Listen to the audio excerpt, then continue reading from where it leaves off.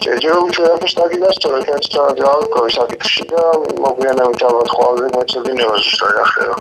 ამ წუთას არა ვარ მზად რომ რამეზე გიპასუხო და შენ მაინც ცდილობ რაღაცა გაიგო და ვერ გპასუხო. როგორ შემიძლია გავაკეთო კომენტარი.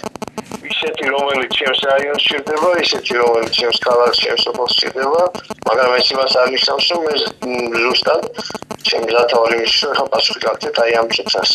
კიდევ ერთხელ ვიმეორებ, ძალიან კაფიოდ. მე ვიცი ძალიან ბევრი რამე გულის აქტივარი ჩემი ქალაქის, ჩემი რაიონის, ჩემი სოფლების. კიდევ ერთხელ იმ ინიციატივასთან დაკავშირებით, რომელზეც თქვენ სავარაუდოდ საუბრობთ, მე დამატებითი ინფორმაციები უნდა მივიღო.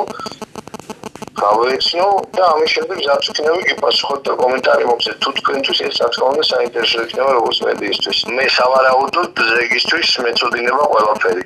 რა ინიციატივა არის, რა ხდება, როგორ ხდება, რა მიმართულება არის, რაზე ფიქრობენ და ასე შემდეგ. თუ ზეგისთვის შევეხმიანებით, მე ალბათ უფრო სრულყოფილ პასუხს გავცემთ.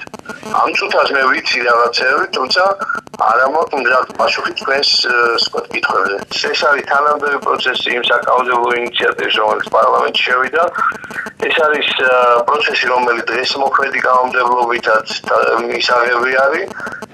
ორგანული კანონის თვალთობის შესახებ ასევე ითვალისწინებს ახალი მუნიციპალიტეტების შექმნას, არსებული მუნიციპალიტეტების გაერთიანების ან ოფისის შესაძლებლობას. მაგრამ არ ითვალისწინებს კანონი ხელმოწერების შეგროვებას მაინც და მაინც. ხელმოწერების შეგროვებაზე ვერ გეტყვით, თუმცა კიდევ ერთხელ დამატებით ჯობია სამშაბათში ვხვიანდეთ და მე უფრო ზუსტად მოგახსენებთ დარწმუნებული ვარ